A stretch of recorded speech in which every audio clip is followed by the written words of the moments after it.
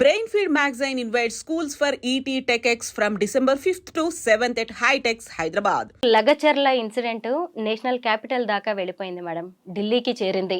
ఇప్పుడు చూస్తేనేమో ఒకవైపు జాతీయ మానవ హక్కుల కమిషన్ స్పందించింది, ఇటువైపు చూస్తే జిల్లా కాంగ్రెస్ నేతలు కూడా సీఎం రేవంత్ రెడ్డి గారికి కూడా నివేదిక సమర్పించారు. ఆ రోజు ఏం జరిగింది ఏంటి అనే దాని మీద.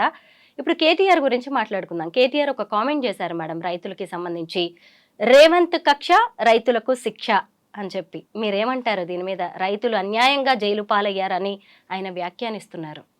అది వాళ్ళు మాట్లాడింది క్యాప్షన్కి బాగుంటుంది. నేనేమంటా అంటే కాంగ్రెస్ మీద బీఆర్ఎస్ కక్ష, ఆ కక్షతోటి రైతులకు ఇప్పుడు శిక్ష పడుతున్నది. అసలు లగచర్ల లడాయి సృష్టించింది ఎవరు?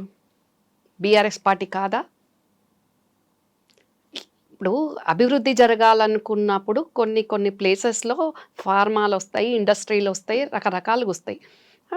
కొడంగల్ వెనకబడ్డ ప్రాంతం కాబట్టి, మహబూబ్ నగర్ పాలమూరు వెనకబడ్డ ప్రాంతం కాబట్టి వలసలు ఆగిపోవాలనే దాంట్లో ఎవరికైనా ముఖ్యమంత్రి అనేట ఆయనకు అనే ప్రాంతం మీద అల్టిమేట్గా ప్రేమ ఉంటుంది, అభివృద్ధి చేసుకోవాలని ఉంటుంది నియోజకవర్గాన్ని. అందులో తప్పుపట్టాల్సింది లేదు కదా. తన జిల్లాను, తన ప్రాంతాన్ని అభివృద్ధి చేసుకోవడానికి, వలసలను ఆపడానికి కోసము మరి రైతులతోటి మాట్లాడుకుంటూ, రైతులను మెప్పించుకుంటూ, ఒప్పించుకుంటూ, అది మంచి సంయమనంతో జరుగుతున్న విధానాన్ని వీళ్ళు ఓర్చుకోలేక ఏదో రకంగా అస్థిరపరిచి మరి కాంగ్రెస్ పార్టీని గద్దెదించే విధంగా, రేవంత్ అన్నను ఇబ్బంది పెట్టే విధంగా దానికి ఒక స్కెచ్, ప్రణాళిక బీఆర్ఎస్ పార్టీకి పని లేక వేసుకొని ఆ లగచర్ల లడాయిని కృత్రిమంగా వాళ్ళు సృష్టించిన లడాయి. అది నిజమైంది కాదు. ఎక్కడైనా ఒక కలెక్టరు అక్కడికి మాట్లాడడానికి అధికారులు వెళ్ళినప్పుడు ఆ ప్రాంతం ప్రజలు వాళ్ళ భూములు ఇవ్వడానికి ఇష్టం లేని సందర్భంలో వచ్చి మాట్లాడతారు, విన్నవించుకుంటారు, అప్పీల్ చేసుకుంటారు. కానీ రావడము ఏ రైతు కూడా, రైతు అనేటోడు అన్నం పెట్టేటోడు కానీ కొట్టేటోడు కాదు. కానీ ఇక్కడ కొట్టడానికి వచ్చిన వాళ్ళు రైతులు కాదు, రైతు ముసుగులున్న బీఆర్ఎస్ రౌడీలు. అయితే ఇది భావావేశంతో వాళ్ళు చేసిందే తప్ప దీని వెనక ఎలాంటి కుట్ర కోణం లేదు అని బీఆర్ఎస్ చెబుతోంది. ఇందులో కేటీఆర్ పాత్ర కూడా లేదు అని కూడా అంటున్నారు. మీరు నేను మాట్లాడుకోవడం కాదండి, ఎవరి పాత్ర ఉంది ఎవరి పాత్ర లేదు అనేది ఇంటెలిజెన్స్లో ఉంది, ఇంటెలిజెన్స్ రిపోర్ట్లో ఉంది. ఇప్పుడు జాతీయ మానవ హక్కుల కమిషన్ కూడా వచ్చింది, దాంట్లో కూడా తెలుస్తుంది. ఇప్పుడు ఆ పార్టీ వాళ్ళ ఇష్టం ఉన్నట్టు వాళ్ళు ప్రభుత్వం మీద నిందలేస్తాం, ముఖ్యమంత్రిని అప్రతిష్ట పాలు చేస్తాం అనే విధంగా ఏదో సోషల్ మీడియాలో ట్రోల్ చేసుకుంటూ ప్రజలను మభ్యపెట్టే విధంగా, ప్రజలను పక్కద అటెన్షన్ డైవర్ట్ చేసే విధంగా బీఆర్ఎస్ పార్టీ చేస్తున్నారు. ప్రతిసారి ఏదో ఒక అంశాన్ని అటెన్షన్ డైవర్స్. ఎందుకంటే ప్రభుత్వం మంచి పాలసీలు తెస్తుంది, పెట్టుబడులు వస్తున్నాయి, మంచిగా చక్కగా పాలన నడుస్తుంది, ప్రజాపాలన నడుస్తుంది. అది చూసి ఒక 4 సంవత్సరాలు మళ్ళా ఎన్నికలు వచ్చేంత వరకు ఆగలేక, ఓపిక లేక ఆగమాగం అవుకుంటూ ఇప్పుడు ఏది చేసి ప్రభుత్వాన్ని అస్థిరపరచాలే, ప్రభుత్వాన్ని దించాలే, వాళ్ళ అవినీతి బయటికి రాకుండా, వాళ్ళు 10 సంవత్సరాల చేయడానికి అవకాశం ప్రజలు ఇచ్చినా చెయ్యలేక చేత కాక ఈరోజు చేస్తున్న ప్రభుత్వాన్ని చూసి ఓర్వలేక బీఆర్ఎస్ పార్టీ చేస్తున్న కుట్రలు. 9-10 నెలలుగా ఇలాంటి ఫార్మా కంపెనీ ఏది మాకు అక్కర్లేదు అని చెప్పి అక్కడి ప్రజలు ధర్నాలు చేస్తున్నారు శాంతియుతంగా. అయినా కానీ ప్రభుత్వం పట్టించుకోలేదు అని చెప్తున్నారు. ఇంకొక వైపు మీరిస్తున్న నష్టపరిహారం అనేది కూడా వాళ్ళకి పెద్దగా ఉపయోగపడేలాగా లేదు అనే వాదన కూడా వినిపిస్తుంది. ముఖ్యంగా ఏంటంటే 15 లక్షల రూపాయలు, ఇంటికో ఉద్యోగం, ఒక ఇందిరమ్మ ఇళ్ళు. అంటే అక్కడ ఉన్న రైతులు, భూమిని నమ్ముకుని ఉన్నవాళ్ళు, అంటే ఇలాంటి డబ్బులు, ఉద్యోగంతో వాళ్ళ ఎమోషన్ని, ఆ సెంటిమెంట్స్ని కొనేయాలని చూస్తోందా ప్రభుత్వం? స్వరూప గారు, మనము ఇప్పుడు జరుగుతున్నది మాట్లాడుకుందాం. గతంలో వాళ్ళు ప్రాజెక్టులు కట్టినప్పుడు మల్లన్న సాగర్ కానివ్వండి, రంగనాయక సాగర్ కానివ్వండి, ఏటిగడ్డ కిష్టాపూర్, ఇట్లా వీళ్ళు కూడా భూసేకరణ చేసిన క్రమంలో భయపెట్టి, భయభ్రాంతులకు గురి చేసి, బలవంతంగా, దౌర్జన్యంగా వీళ్ళు భూసేకరణ చేయలేదా?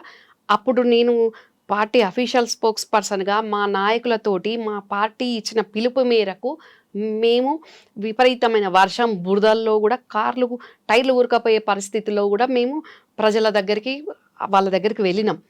అక్కడ టీఆర్ఎస్ పార్టీ చేసే దౌర్జన్యాలను ప్రజలు భయభ్రాంతులు అవుతుంటే మేము వాళ్ళ దగ్గరికి వెళ్ళినాం. అప్పుడు వీళ్ళు చేసిన న్యాయం ఏంటంటే వీళ్ళు అప్పుడు కేవలం 6 లక్షలు ఇచ్చిండ్రు. ఈరోజు 15 లక్షలుగా స్వరూప గారు లగచెర్ల భూములకు సంబంధించి 18 లక్షలు ఇస్తామంటున్నారు. ఇందిరం ఇల్లు ఇస్తామంటున్నారు. కుటుంబంలో ఒక్కరు ఉండనియండి, నలుగురు ఉండనియండి, ఎలిజిబిలిటీ ఎందరికి ఉంటే అందరికి ఉద్యోగ అవకాశాలు ఇస్తామని అంటున్నాయి. మేము ఇన్ని చెప్తున్నాం, ఇన్ని ఒప్పిస్తున్నాం.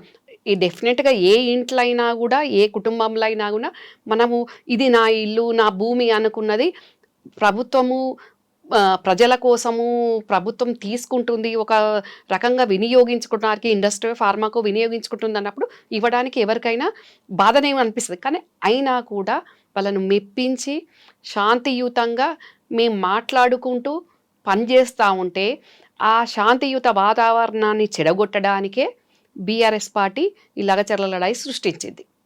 కేటీఆర్ చెర్లపల్లి జైల్లో ఉన్న పట్నం నరేందర్ రెడ్డి దగ్గరికి వెళ్లారు. మిగతా రైతుల్ని కూడా ఆయన పరామర్శించడం అనేది జరిగింది. అయితే ఇదంతా కావాలనే చేస్తున్నారు రేవంత్ రెడ్డి ఆయన పదే పదే అంటున్నారు. దీన్ని మీరు ఎలా తిప్పి కొడతారు? ఎవరు కావాలని చేస్తున్నారండి? ఇక్కడ అసలు వీళ్ళకు ఓపిక ఉండదు. మరి ఒకవేళ ఇదే రైతులకు భూమి ఇవ్వడానికి ఇష్టం లేనప్పుడు ఉన్న చోట నుంచి మా భూమికి తగిన పరిహారం ఇప్పించండి అని అడిగే రైట్ ఎవరికైనా ఉంటుంది ప్రజాస్వామ్యంలో, ఆ హక్కు. వాళ్ళు కొందరికి భూమే ఇష్టం ఉంటుంది, కొందరికి ఏమో నా భూమికి తగిన డబ్బులు వస్తున్నాయి కదా పోనీ ఇంకో దగ్గర భూమి కొనుక్కుంటా అంటారు. కొందరికి అదే ప్రాంతం అనే పుట్టి పెరిగిన ప్రాంతం కాబట్టి ఆ ఊరు ఇష్టం ఉంటుంది కాబట్టి కొందరికి ఆ సెంటిమెంట్స్ ఉంటాయి. కొంత ఏజ్డ్ వాళ్ళకు రకరకాలుగా ఉంటుంది, ఒక్కొక్క పర్సన్కి ఒక్కొక్క రక స్వభావం ఉంటుంది. కాబట్టి మరి నిజంగా వాళ్ళు కేసీఆర్ ఫామ్ హౌస్కో బీఆర్ఎస్ పార్టీ ఆఫీస్ ముందుకో వచ్చి ధర్నాలు చేయలేదు కదా. వాళ్ళు ఉన్న ఊర్లోనే ఉన్న దగ్గరనే ప్రభుత్వానికి తెలియజేసేటట్టు అందరు రోజు ముఖ్యమంత్రి గారిని వచ్చి కలిసే అవకాశం ఉండదు కాబట్టి ఉన్న దగ్గర నుంచి వాళ్ళకి ఆ చేసే రైట్ ఉంది కాబట్టి చేసిండ్రు. బీఆర్ఎస్ పార్టీలాగా ధర్నా చౌకే ఉండొద్దు, ధర్నాలే చేయొద్దు అని మా ప్రభుత్వం అనట్లేదు కదా. అవును, వాళ్ళు ఏం చెప్పుకుంటారో చెప్పుకొని చెయ్యనండి. ధర్నా చేస్తే ఆ ధర్నా ద్వారా నన్ను కలవలేకపోయినా, ముఖ్యమంత్రి నన్ను కలవలేకపోయినా ఆ ధర్నా ద్వారా నాకు మెసేజ్ అన్న వస్తుంది కదా అని అనుకుంటున్నారు. మెసేజ్ తెప్పించుకుంటున్నారు, ఎప్పటికప్పుడు స్పందిస్తున్నారు, మాట్లాడుతున్నారు, వాళ్ళని కన్విన్స్ చేస్తున్నారు. కానీ ఇక్కడ ఈ బీఆర్ఎస్ శక్తులు వీళ్ళు తీవ్రవాదుల లెక్క అందులోకి ఎంటర్ అయిపోయి కేవలం కాంగ్రెస్ పార్టీ మీద రేవంత్ అన్న మీద ఉన్న కోపంతో ఇదంతా చేస్తున్నారు తప్ప ఇక్కడ డెఫినెట్గా అండి ఇప్పుడు ఏదన్నా మనకి ఇష్టమైన వస్తువు బ్రేకప్ అయిపోతేనే బాధపడతాం. అట్లాంటిది భూమి పోతుంది అన్నప్పుడు డెఫినెట్గా బాధ ఉంటుంది. కానీ వాళ్ళకు అన్యాయం జరగకుండా, వాళ్ళకు ఇబ్బంది జరగకుండా ప్రభుత్వం చర్యలు తీసుకుంటుంది. మంత్రులు మాట్లాడుతున్నారు, ముఖ్యమంత్రులు మాట్లాడుతున్నారు, అధికారులు మాట్లాడుతున్నారు. అధికారుల మీద దాడికి పూనుకోవడం అనేది, దాడి చేయించడము పరోక్షకంగా ఉండడం అనేది ఎంత హేయమైన నీచమైన దుశ్చర్య చెప్పండి.